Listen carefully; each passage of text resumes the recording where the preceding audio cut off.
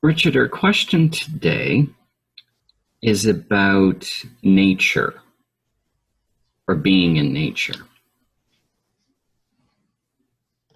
And the question is, I feel most at home in nature, but I live and work in the city. What do I do about this predicament?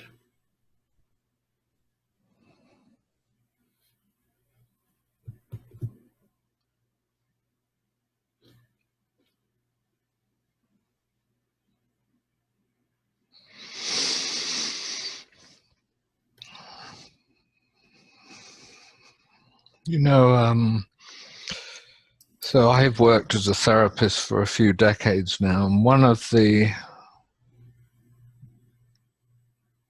curious things is how often people appear to be in the wrong relationship, working in the wrong occupation, living in the wrong country or location, or in other way, there's dissonance in their life. And it's not that they come to see me to say necessarily, I want out, I want to change this. It's usually something else that they have in mind. But you consider their lives and you say, well, it seems that this person they're with, or this place they live, or this job they do, somehow is where seems to be this kind of obstacle to their fulfillment. And what I would say to you, anybody listening who has that sense that in some area of your life, be it relationship or profession or creativity or location, what you do with your leisure time, your spiritual practice, what have you, and you feel there is some inhibition or something's wrong, embrace it. Embrace it fully. Let's try and drop the thought this thing is somehow in the way and replace it with this apparent obstacle is enhancing my deepening into whatever appears to lie past it.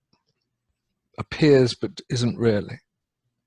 In other words, it's a preparation or a trial or a test or some kind of proving that needs to take place.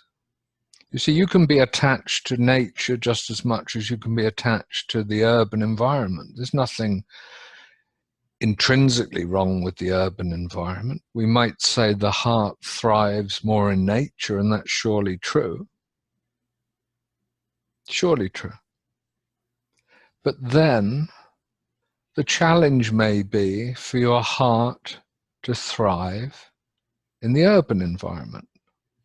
So we were sitting, for example, in a seaside town, quite a large town, last week, having coffee in a outside on a pavement in a cafe, and most of it was soulless. You know, the shops were quite soulless and garish, and the pavement, the buildings, the street lights. Not much of aesthetics there. Not much of aesthetics. But all down the street there was this fabulous line of trees.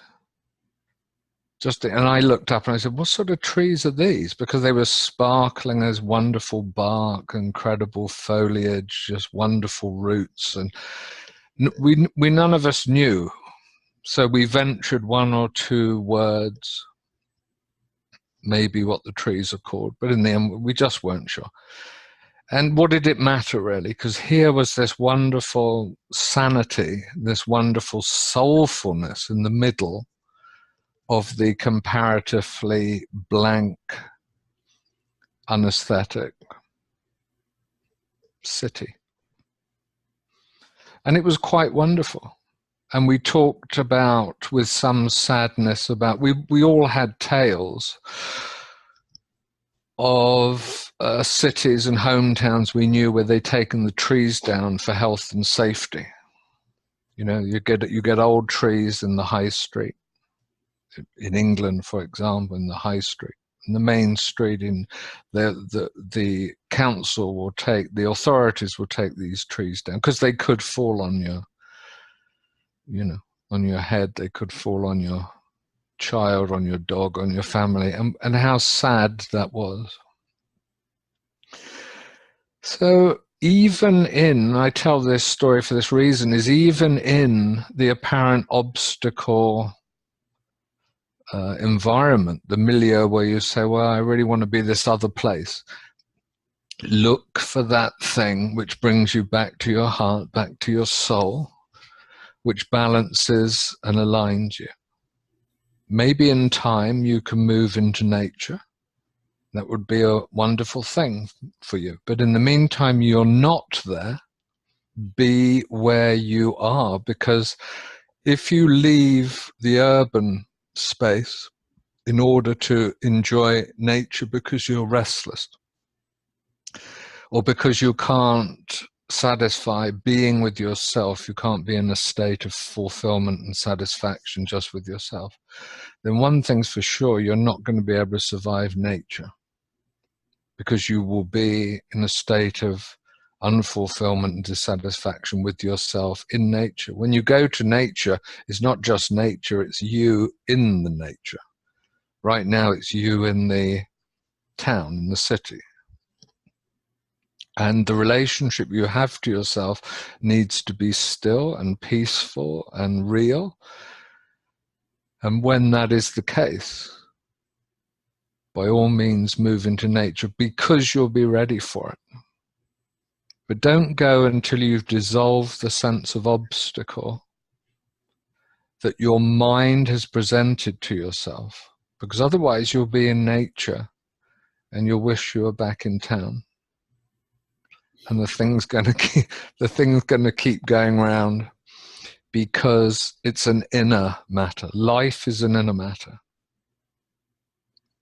Life and your relationship to it, and your predilection for a certain atmosphere or location, is actually always you in relationship to. Always you.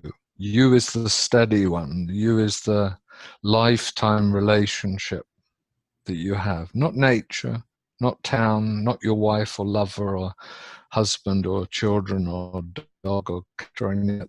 This is the one. Spend that time in urban space, enhancing your soul any way you can, but more than anything, become at peace with yourself in preparation for being where perhaps you really should be.